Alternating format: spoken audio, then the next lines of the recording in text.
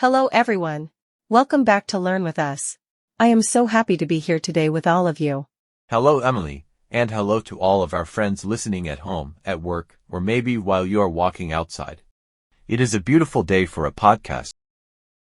If someone bumps into you on a crowded London street, your immediate reflex, even if you were standing perfectly still and it wasn't your fault at all, is probably to just say sorry. Oh, absolutely. Even if they stepped on your foot. Right. And on the surface, to an outsider, it just looks like this exceptional politeness. Yeah, like a quaint cultural quirk. Exactly. But what if that simple knee-jerk apology is actually like a highly evolved social pressure valve? A survival mechanism, really. Yeah, a linguistic shock absorber designed to keep a densely populated island from just descending into absolute chaos. I love that framing because it completely reframes how you look at the culture. It takes it from, a stereotype to a very functional tool. Right, which brings us to what we're doing today. Welcome to today's deep dive. We have this really fascinating overview in front of us covering the heritage and traditions of the United Kingdom. And our goal here isn't just to list off the visual shorthand that you probably already know. Yeah, we're not just talking about double-decker buses and teapots. Or the royal guards, right? We want to look under the hood. Our mission for this deep dive is to examine the mechanics of this culture. Because we want to unpack how their geographical tension, these rigid social codes, and just this massive historical timeline all interlock. Yeah, to generate this really outsized global influence. Because it really is outsized, isn't it? I mean, you can go almost anywhere on Earth, and British cultural exports are just instantly recognizable. Everywhere. It's inescapable. But to figure out how they project that identity outward, we first have to understand the internal mechanics. We have to look at the map. The geography is so crucial here. It really is. Okay, let's unpack this. Oh. We all know the UK is a union of 4 distinct nations, right? England, Scotland, Wales, and Northern Ireland. Right. 4 very different places. But what stands out when you bypass the basic geography and look at the sociology is how the friction between these distinct identities actually forged the culture we see today. What's fascinating here is that the friction is the defining feature. We often make this mistake of viewing the United Kingdom as like a monolith. Or a melting pot, maybe. Yeah, exactly. A melting pot where everything eventually just blended into a single uniform flavor. But it is much more like a centuries-long ongoing negotiation. A very tense negotiation sometimes. Oh, absolutely. You have 4 deeply entrenched historical narratives, completely distinct legal systems. Different educational frameworks, too. Right. And intense local rivalries that have spent centuries basically rubbing up against each other. It makes me think of an incredibly successful musical supergroup. Oh, that's a good way to look at it. Yeah, like you have 4 distinct solo artists who have come together to form a band, but they do not start being solo artists. Right. They still have their own egos and styles. Exactly. The distinct cultural voice of Wales or the deep-rooted institutions of Scotland, these are the individual instruments. And let's be honest, those instruments clash sometimes. They definitely have creative differences. For sure. But to survive as a geopolitical entity, they had to figure out how to harmonize on the big stages. And that harmonization requires just a massive amount of structural compromise. The band stays together because they've developed an overarching framework, Right. It allows the individual members to retain their unique sounds while still playing the same song. So the overarching British identity isn't about erasing those local identities at all. Not at all. It's about providing a shared stage for them to operate on. But, and this is key, to keep 4 distinct, proud nations functioning smoothly on relatively small islands. You need some incredibly strong guardrails. You really do. Which brings us straight down to the street level. Yeah. Like to the social glue that keeps the whole enterprise from just fracturing. The everyday interactions. Yeah. Because if you pack a supergroup onto a tour bus for a few centuries, they need ground rules so they don't tear each other apart. Or they'll never make it to the next gig. Exactly. And the overview points heavily to politeness, the holy trinity of daily British vocabulary, which is please, thank you, and most importantly, sorry. It is ubiquitous. I mean, it is woven into the fabric of everyday interactions. From buying a newspaper to just navigating a crowded train carriage. Exactly. But let me challenge the conventional wisdom on this for a second, because is this constant apologizing and deference really about a deep moral commitment to just being nice? That's the stereotype, right? Right. But I wonder if it's actually a functional tool of social conformity. Because when you look at it closely, saying sorry when someone steps on your foot isn't an apology for your existence. No, not at all. It's a preemptive strike against an awkward confrontation. Like it diffuses the tension instantly, allowing both people to just walk away without a dispute. It is absolutely a form of social policing and really spatial management. Spatial management, yeah. You have to consider the environment. We're talking about an island nation that birthed the Industrial Revolution. Right, which completely changed how people lived. Radically.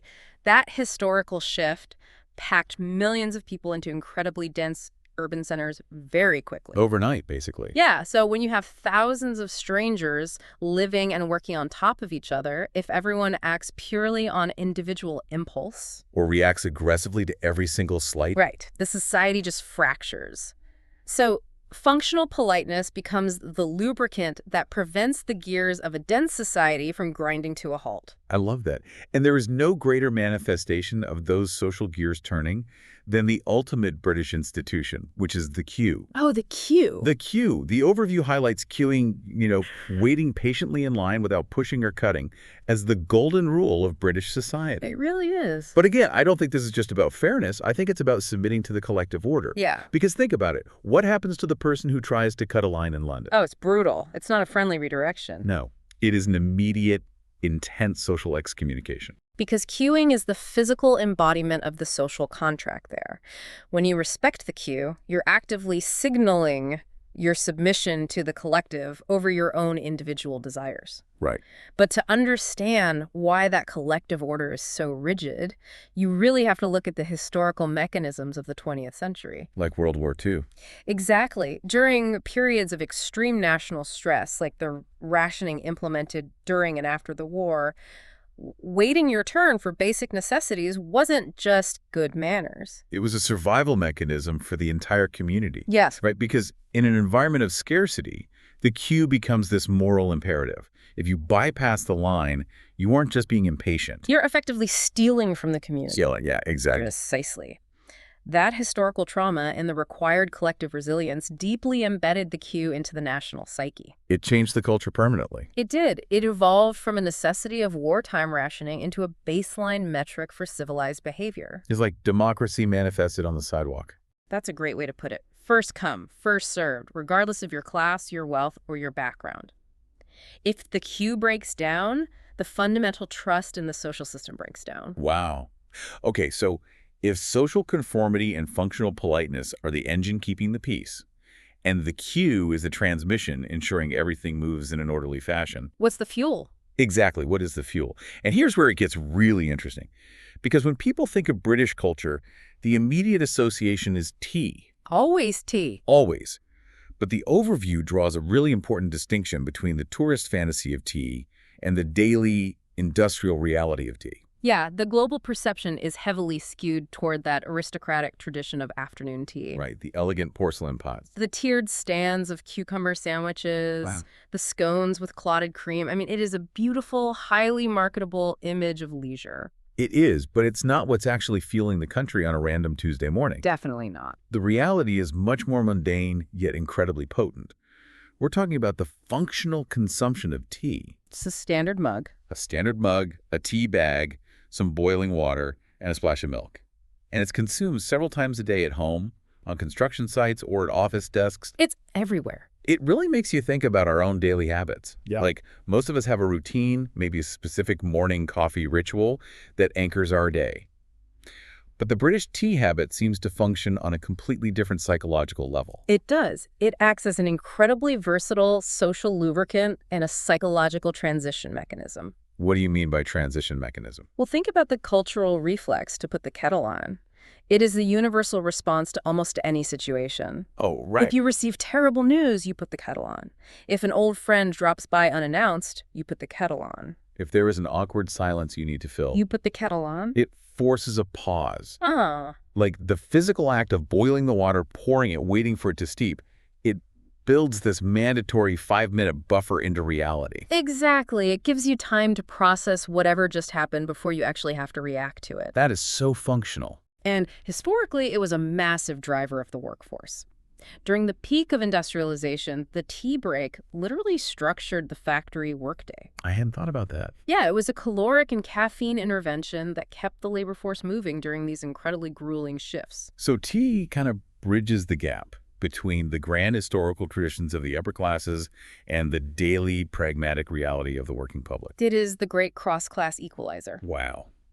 But these daily rituals, the queuing, the stoic apologies, the endless mugs of tea, they don't play out on a blank soundstage. No, not at all. They're happening inside a living, breathing museum. And this brings us to the monumental scale of the historical backdrop. The history is just inescapable. It really is. The overview points to a monarchy that has existed for over 1,000 years. 1,000 years. Think about that. And it points to architectural landmarks like the Tower of London, Buckingham Palace, and Big Ben. The continuity of those institutions is really a defining characteristic of the landscape. But it's vital to recognize that the culture does not treat these landmarks and institutions merely as static museum exhibits. No, they weaponize them. And I mean that in the best possible sense of soft power. Oh, absolutely. They treat their history as an active, functioning, diplomatic, and economic asset. Because plenty of nations have old buildings and ancient lineages. Sure. But the British monarchy has survived in a modern democratic era where so many other European monarchies just collapsed or were violently dismantled. Right. And they did that through a really deliberate strategy of adaptation. If we connect this to the bigger picture, the survival of the monarchy is a masterclass in trading hard political power for immense cultural and diplomatic power. That's a huge trade-off. It is. Over the centuries, as democratic institutions rose, the monarchy systematically surrendered its ability to govern. They stepped back. Right. But they entrenched their role as the ultimate symbol of national continuity. They became the ultimate soft-powered diplomats. Right, because a state visit featuring the pageantry of a 1,000-year-old royal institution, it just carries a weight that a standard political meeting simply cannot match. It lubricates international relations and global trade. It turns history into currency. Millions of visitors flock to London specifically to witness that continuity. They want to feel connected to it. Yeah. They want to see the changing of the guard at Buckingham Palace or hear Big Ben chime because it offers a tangible connection to a timeline that predates modern nation-states. And you see that exact same strategic longevity in their educational institutions. Oh, yes. The overview explicitly mentions Oxford and Cambridge as some of the world's oldest and most respected universities. Which function on the exact same principle as the physical landmarks we just talked about. How so? Well, Oxford and Cambridge do not coast entirely on the fact that they were founded in the Middle Ages. They actively leverage that ancient prestige to aggressively court the best academic minds from around the globe today. They use the weight of their history to ensure they remain at the absolute cutting edge of modern research. Exactly. So they're ancient pillars, but they're holding up a very modern, forward-looking intellectual economy. They attract global talent because the weight of the institution validates the modern work being done inside it. It is a remarkable duality. The physical architecture projects endurance, while the intellectual architecture projects innovation. Together, they ensure that the country remains a center of gravity on the global stage long after its hard imperial power has receded. Which is the perfect pivot to how this culture projects itself outward, because they do not just hoard this history on their islands and wait for tourists or students to come to them. No, they are aggressive exporters. They actively export their culture to every corner of the globe. And the most pervasive everyday example of this is sports. Oh, sports are huge. The overview notes that sports are deeply connected with British life, highlighting football, cricket, rugby, and tennis. So what does this all mean for the rest of the world? It means we are looking at a relatively small island nation that essentially wrote the foundational code for how the rest of the planet spends its leisure time. I kind of think about it like an open source operating system. Oh, I like that. Right. During the 19th century, the British formalized the rules for these games. They standardized the pitch sizes, the scoring systems, the regulations. They created the core software. Exactly. They created the core software. Then, through trade, travel, and global expansion, they just released that software to the world. And now, billions of people build their own local cultural apps on top of that original British code. It's a phenomenal metaphor because it highlights the adaptability of the export. When a fan in Brazil watches a local football derby, or someone in India watches a premier cricket match. They aren't necessarily thinking about British culture. Not at all. They have localized the sport. It belongs to them now. But the architectural framework of the game is a British export. And major events like Wimbledon serve as this annual pilgrimage back to the source code. Reinforcing the tradition and the prestige of the origin. Yes. And that open source concept applies just as seamlessly to the arts. The overview emphasizes the massive global impact of British literature, music, and film. It explicitly points to William Shakespeare, who is perhaps the ultimate cultural export. Truly, Shakespeare didn't just write popular plays, his work fundamentally shaped the structure of modern storytelling. Character psychology, too. And the English language itself. He essentially wrote the dramatic operating system that Hollywood still uses today. He really did. But this raises an important question. How does a culture balance the immense, suffocating weight of a Shakespeare or a thousand-year-old monarchy with the need to produce relevant modern entertainment? It's a tough balance. Right. How do you keep from just becoming a tribute act to your own past? By allowing and even encouraging subsequent generations to rebel against it. British culture's greatest strength is the constant internal negotiation between deep-rooted tradition and fierce, innovative rebellion. That friction again. Exactly. The strict social codes and class structures we discussed earlier, they create a rigid wall. And the most interesting art is always created by people trying to break that wall down. That makes total sense. Yeah. You can't have the punk rock movement without a rigid establishment to rebel against. Exactly. You can't have the global dominance of modern British pop stars or contemporary actors without a deeply formal, traditional training ground to either, utilize or shatter. The modern musicians and actors entertaining global audiences today are participating in the exact same cultural continuum as Shakespeare. They're just the modern version. Right. They're utilizing the mastery of language, the theatricality, and the underlying tension of their society, and they're packaging it for a modern audience. They've mastered the art of exporting the essence of their culture. That unique blend of stoicism, wit, and rebellion. Without diluting it. Yeah. It is that same musical supergroup we talked about at the very beginning. Oh, tying it back. I like it. Yeah. They're just releasing a new album for a new generation. The instruments might be digital now, and the production might be modernized.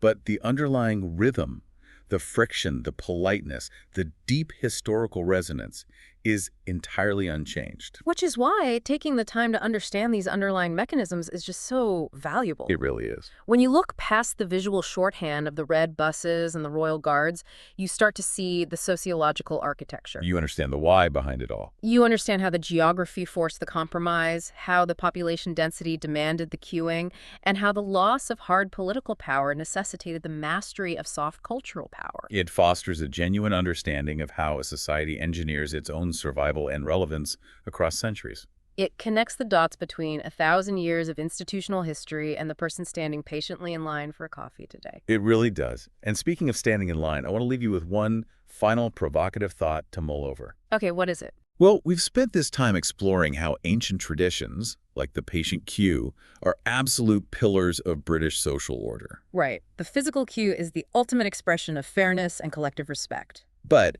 as we accelerate further into a digital-first world, where physical lines on a sidewalk are rapidly being replaced by instant clicks, virtual waiting rooms, and algorithmically sorted priorities, how will these deeply rooted customs of physical patience adapt to a virtual landscape? Oh, wow. Right.